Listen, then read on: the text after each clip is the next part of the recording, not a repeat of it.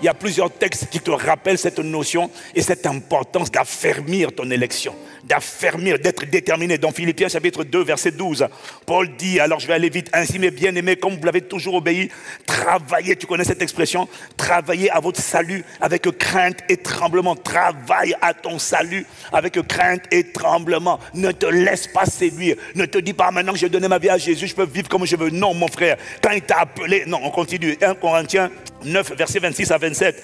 Moi donc, je cours non pas comme à l'aventure, je frappe non pas comme battant l'air, mais je traite durement mon corps et je le tiens assujetti de peur d'être moi-même rejeté, disqualifié après avoir prêché aux autres. Pourquoi il fait ça? Parce que mon frère, commencer, ça ne veut pas dire que tu vas finir. Pour finir, il faut que tu sois violent avec toi-même. Il faut que tu prennes ton âme. Tu dis à mon âme, oh mon âme, on va bénir Dieu. Mon âme, on va obéir à Dieu. Mon âme, on va marcher avec Dieu. On va marcher dans l'obéissance à la parole de Dieu.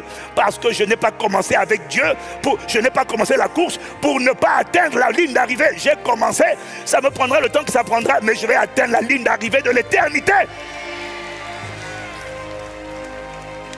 À quoi sert-il de gagner le monde, d'avoir les trophées, d'avoir chassé les démons, de t'être moqué des incroyants parfois et d'arriver après la mort dans un endroit où tous les incroyants, tout le monde brûle dans le lac de soufre et de feu, les temps de soufre et de feu, on te dit aïe, aïe, ça fait mal là où il y a des pleurs et des grincements dedans. À quoi ça sert d'avoir prêché aux autres, encouragé les autres et toi aussi de finir au même endroit où quand les démons et les êtres humains qui vont en enfer te voient arriver, ils souffrent, c'est vrai, mais ils s'attrapent et puis ils te tabassent parce que tu as fait les donneurs de leçons mais tu te trouves au même endroit qu'eux.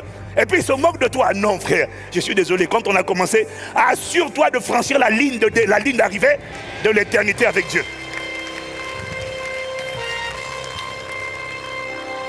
C'est pour ça que des textes comme 2 Pierre chapitre 10, depuis chapitre 1, pardon, 2 Pierre 1 verset 10, la version français courant dit, c'est pourquoi frères et sœurs, mes sœurs dedans évidemment, efforcez-vous. Donc fais un effort, fight, bats-toi. Efforcez-vous encore plus de prendre au sérieux l'appel, l'invitation que Dieu vous a adressée et le choix qu'il a fait de vous. Est-ce que tu comprends?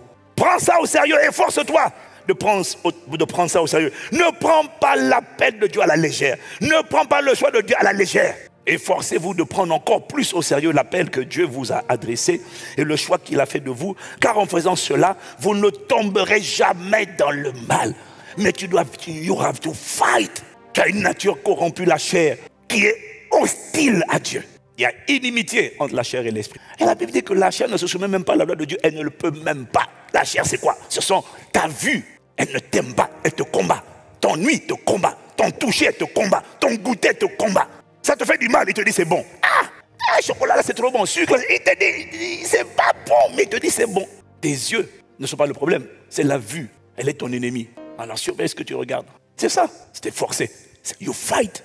Et forcez-vous d'entrer par la porte étroite. Le mot grec c'est agonizomai. C'est de là que vient agonie. Donc pour rentrer par la porte étroite, tu vas devoir te battre contre tout ce qui veut t'empêcher de rentrer. Entre les esprits méchants, entre les esprits familiaux, les esprits territoriaux. Ils veulent m'empêcher de marcher dans la sainteté. You have to fight. C'est ça, efforcer.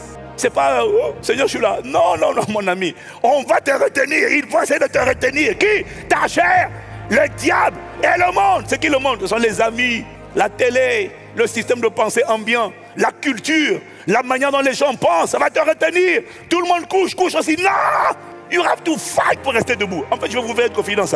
Je dis toujours aux gens, rester debout, c'est une grâce. C'est plus facile de tomber que de rester debout. J'ai découvert que rester debout, rester loyal, rester fidèle, rester intègre, mon ami, you have to fight. Oh, tu dis pas amen parce que toi, on dirait qu'on t'a déjà donné judo, il porte déjà. Dis avec moi miséricorde.